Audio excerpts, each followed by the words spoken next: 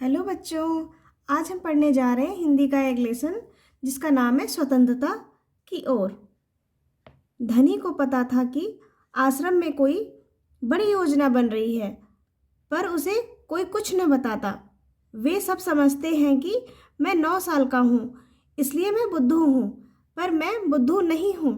धनी मन ही मन बड़बड़ाया। धनी और उसके माता पिता बड़ी ही खास जगह में रहते थे, अहमदाबाद के पास महात्मा गांधी के साबरमती आश्रम में, जहां पूरे भारत से लोग रहने आते थे। गांधी जी की तरह वे सब भी भारत की स्वतंत्रता के लिए लड़ रहे थे। जब वे आश्रम में ठहरते तो चरखों पर खादी का सूत काटते, भजन गाते और गांधी जी की बातें सुनते। साबरमती में सबको कोई न कोई काम करना होता। खाना पकाना, बर्तन धोना, कपड़े धोना, कुएं से पानी लाना, गाय और बकरियों का दूध दुहना और सब्जी उगाना। धनी का काम था बिन्नी की देखभाल करना। बिन्नी आश्रम की एक बकरी थी।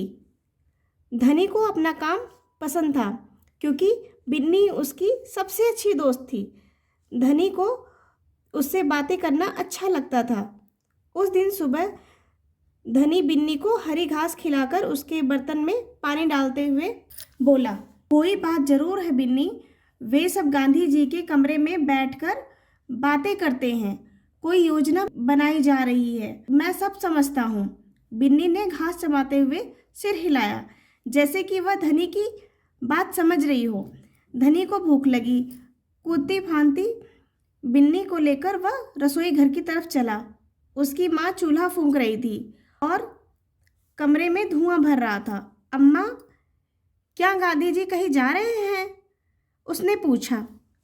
खांसते हुए माँ बोली, वे सब यात्रा पर जा रहे हैं। यात्रा? कहाँ जा रहे हैं? धनी ने सवाल किया। समुद्र के पास कहीं। अब सवाल पूछना बंद करो और जाओ यहाँ से। धनी अम्मा जरा गुस्से से बोली, पहले मुझे खाना पकाने दो। धनी सब्जी की क्यारियों की तरफ निकल गया, जहां बूढ़ा बिंदा आलू खोद रहा था। बिंदा चाचा, धनी उनके पास बैठ गया। आप भी यात्रा पर जा रहे हैं क्या? बिंदा ने सिर हिलाकर मना किया। उसके कुछ बोलने से पहले धनी ने उतावले होकर पूछा, कौन जा रहे हैं? कहाँ जा रहे हैं? क्या हो रहा है? बिंदा ने खोदना रोक दिया और कहा, तुम्हारे सब सवालों का जवाब दूंगा, पर पहले इस बकरी को बांधो, मेरा सारा पालक चबा रही है। धनी बिन्नी को खींचकर ले गया और पास के नींबू के पेड़ से बांध दिया। फिर बिंदा ने उसे यात्रा के बारे में बताया। गांधी जी और उनके कुछ साथी गुजरात में पैदल चलते हुए दांडी नाम की जगह पर समुद्र के पास पहुंचेंगे। गांवों और शहरों से होते हुए पूरा महीना चलेंगे। दांडी पहुंचकर वे नमक बनाएंगे। नमक? धनी चौंक कर उठ बैठा। नमक क्यों बनाएंगे? वह तो किसी भी दुकान पर खरीदा जा सकता है। हाँ, मुझे मालूम है, बिंदा हंसा, पर महात्मा जी की एक योजना है। यह तो तुम्हें पता ही है कि वह किसी बात के विरोध में ही यात्रा करते हैं या जुलूस निकालते हैं, है ना? हाँ, बिल्कुल सही। मैं जानता हूँ कि वे ब्रिटिश सरकार के खिलाफ सत्याग्रह के जुलूस निकालते हैं, जिससे कि उनके खिलाफ लड़ सकें और भारत स्वतंत्र हो जाए। पर नमक को लेकर विरोध क्यों कर रहे हैं? यह तो समझदारी वाली बात नहीं है। बिल्कुल धनी, क्या तुम्हें पता है कि हमें नमक पर कर देना पड़ता है? अच्छा, धनी हैरान रह गया। नमक की जरूरत सभी को है, इसका मतलब है कि हर भारतवासी, गरीब से गरीब भी यह कर देता है। बिंदा चाचा ने आगे समझाया, लेकिन यह तो सरासर अन्याय है।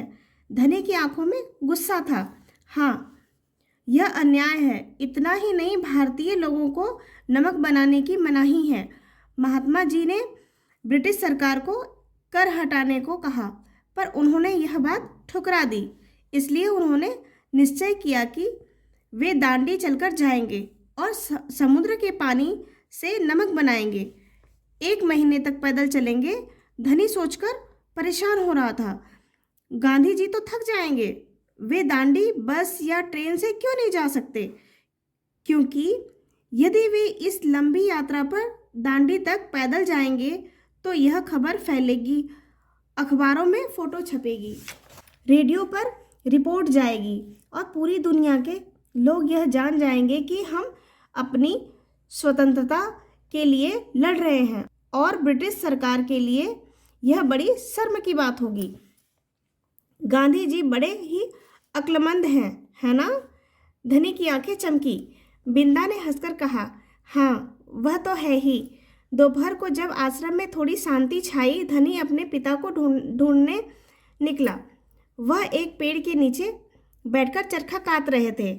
पिताजी, क्या आप और अम्मा दांडी यात्रा पे जा रहे हैं? धनी ने सीधे काम की बात पूछी।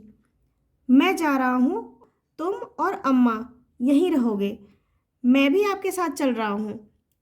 बेकार की बात मत करो धनी, तुम इतना लंबा नहीं चल पाओगे। आश्रम के नौजवान ही जा रहे हैं। धनी ने हठ पकड़ ली। मैं 9 साल का हूँ और आपसे तेज दौड़ सकता हूँ। धनी के पिता ने चरखा रोककर बड़े धीरज से समझाया, सिर्फ वे लोग जाएंगे जिन्हें महात्मा जी ने खुद चुना है। ठीक है, मैं उन्हीं से बात करूँगा, वह जरूर हाँ कहेंगे। धनी खड़े होकर बोला और वहाँ से चल दिया। गांधी जी बड़े व्यस्त रहते थे, उन्हें अकेले पकड़ पाना आसान नहीं था, पर धनी को वह समय मालूम था जब उन्हें बात सुनने का समय होगा। रोज सुबह वह आश्रम में पैदल घूमते थे। अगले दिन जैसे ही सूरज निकला, धनी बिस्तर छोड़कर गांधी जी को ढूंढने निकला। वह गौशाला में गायों को देख रहे थे। फिर वह सब्जियों के बगीचे में मटर और बंद गोभी देखते हुए बिंदा से बात करने लगे। धनी और बिन्नी लगातार उनके पीछे पीछे चल रहे थे। अंत में गांधी जी अपनी झोपड़ी की ओर चले। बरामदे में चरखे के पास बैठकर उन्होंने धनी को पुकारा, यहाँ आओ बेटा। धनी दौड़कर उनके पास पहुंचा। बिन्नी भी साथ में कूदती हुई आई। तुम्हारा क्या नाम है बेटा? धनी। बापू। और यह तुम्हारी बकरी है? जी हाँ, यह मेरी दोस्त बिन्नी है, जिसका दूध आप रोज सुबह पीते हैं। धनी गर्व से मुस्कुराया। मैं इसकी देखभाल करता हूँ। बहुत अच्छा, गांधी जी ने हाथ हिलाकर कहा। अब यह बताओ धनी कि तुम और बिन्नी सुबह से मेरे पीछे क्यों घूम रहे हो? मैं आपसे कुछ पूछना चाहता था। धनी थोड़ा घबराया।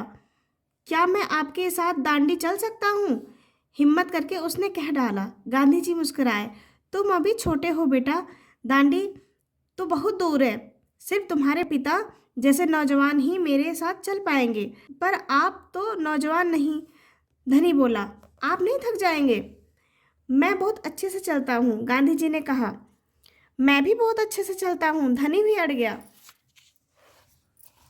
हाँ ठीक बात है, कुछ सोचकर गांधी जी बोले, मगर एक समस्या है। अगर तुम मेरे साथ जाओगे तो बिन्नी को कौन देखेगा? इतना चलने के बाद मैं तो कमज़ोर हो जाऊंगा। इसलिए जब मैं वापस आऊंगा तो मुझे खूब सारा दूध पीना पड़ेगा, जिससे कि मेरी ताकत लौट आए। यह बात तो ठीक है। बिन्नी तभी खाती है जब मैं उसे खिलाता हूँ। धनी ने प्यार से बिन्नी का सिर सहलाया। और सिर्फ मैं जानता हूँ कि इसे क्या पसंद है। बिल्कुल सही। तो क्या तुम आश्रम में रहकर मेरे लिए बिन्नी की देखभाल करोगे? गांधी जी प्यार से बोले। जी हाँ करूँगा, धनी बोला। बिन्नी और मैं आपका इंतज़ार करेंगे। अगली वीडियो में फिर मिलेंगे।